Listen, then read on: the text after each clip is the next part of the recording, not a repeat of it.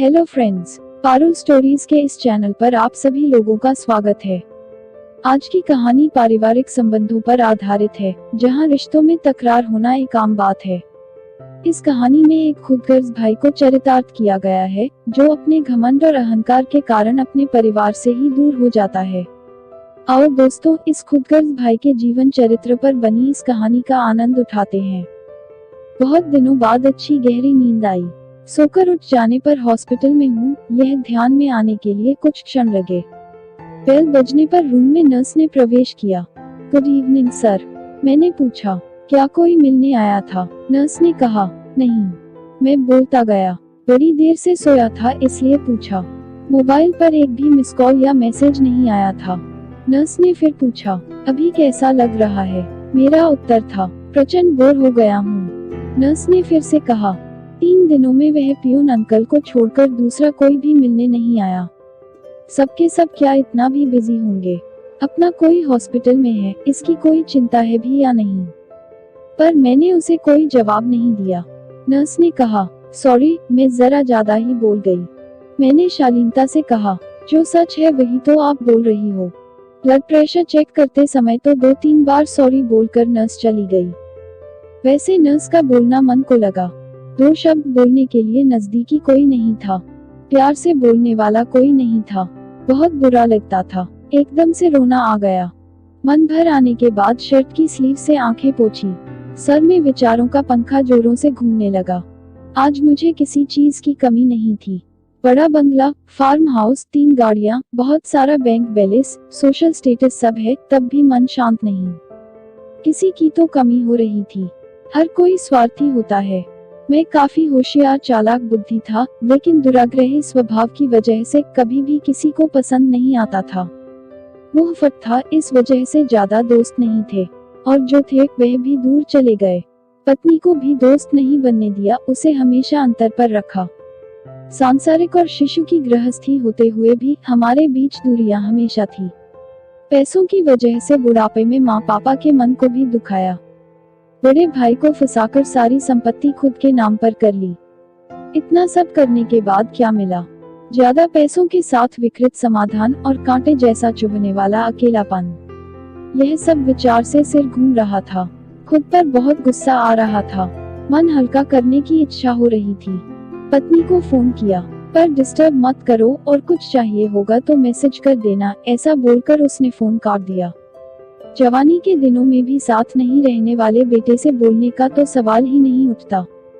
Phone number देखते समय भैया के फोन नंबर पर नजर रुकी। वापस पुरानी यादों की वही भीड़। भैया का नंबर डायल किया, पर तुरंत कट कर दिया। विजय, हमारे बीच का ना बोलना। 3 साल पहले हमारा बहुत बड़ा झगड़ा हो गया था। उसके बाद बड़प्पन दिखाकर भैया ने सब कुछ भूलना चाहा, पर मेरा अहंकार बीच में आ गया। इसलिए अब मुंह खोलने की हिम्मत नहीं हो रही थी। तब भी बोलने का मन हो रहा था। बाद में हिम्मत करके नंबर डायल किया और आंखें बंद कर ली। फोन उठाने के बाद भैया की आवाज आई, भैया मैं बोल रहा हूँ। भैया ने उधर से बोलना चालू किया, अभी तक तूने मेरा नंबर डिलीट नहीं किया।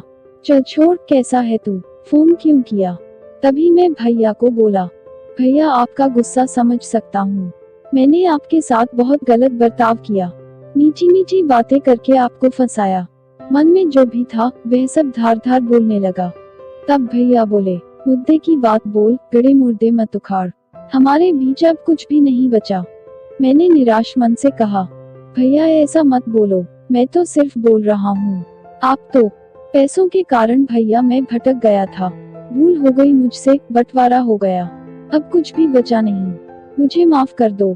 पर भैया की तरफ से कुछ भी जवाब नहीं आया। तभी भैया की आवाज आई, मैं सुन रहा हूँ, बोल क्या काम था? मैंने कहा, भैया मुझसे पहाड़ जितनी भूल हो गई है। जो कुछ भी हुआ वह सब भूल जाओ। भैया ने बेमन से कहा, ठीक है, पर मैं बहुत ज्यादा भावुक हो गया। तभी भैया दोबारा बोले, तुम्हारा हो गया हो तो फोन रखता हूँ। आज तो स्पष्ट रूप से बोल कि आखिर क्या हुआ। तब मैंने बताया, भैया हॉस्पिटल में अकेला पड़ा हूँ। भैया की एकदम से आवाज आई, क्यों, क्या हुआ? मैंने कहा, बीपी बढ़ गया है, चक्कर आ रहे थे इसलिए भर्ती हुआ हूँ। डॉक्टर ने आराम करने के लिए कहा है। तभी भैया ने पूछा, तुम्हारे साथ में वहाँ क्या कोई है? मैंने गंभीर स्वर में कहा, कोई भी नहीं है। दिन में 2-3 बार पत्नी और बच्चे वीडियो कॉल करके अपना कर्तव्य निभा रहे हैं। जो बोया वही पा रहा हूँ। मैंने उनके साथ भी ऐसा ही किया था। कभी भी प्यार के 2 शब्द नहीं बोले, सिर्फ व्यवहार देखा। स्वार्थ के लिए रिश्तों को इस्तेमाल किया और तोड़े भी। अकेलेपन से आंखें खुल गईं। मन भर आने से फोन कट कर दिया और अंधेरा करके बिस्तर में पड़ा रहा। कुछ देर बाद नर्स ने रूम में प्रवेश किया और लाइट जला दी। उसके हाथ में कागज में कुछ रखा था, वह नर्स ने मुझे दिया। उसमें से मस्त खुशबू आ रही थी। जल्दी में उसे खोला तो उसमें भुनी हुई मूंगफली थी। वह देखकर बहुत खुशी हुई। जरूर भैया आए होंगे। भैया कहाँ है? मैं यही हूँ, ये कहकर भैया सामने आ गए। हम सगे भाई 3 साल बाद एक दूसरे से मिल रहे थे। दोनों के ही मन की विचित्र अवस्था हो गई थी। दोनों एक दूसरे की ओर एकटक देखे जा रहे थे। अपने आप मेरे हाथ उनके सामने जुड़ने लगे।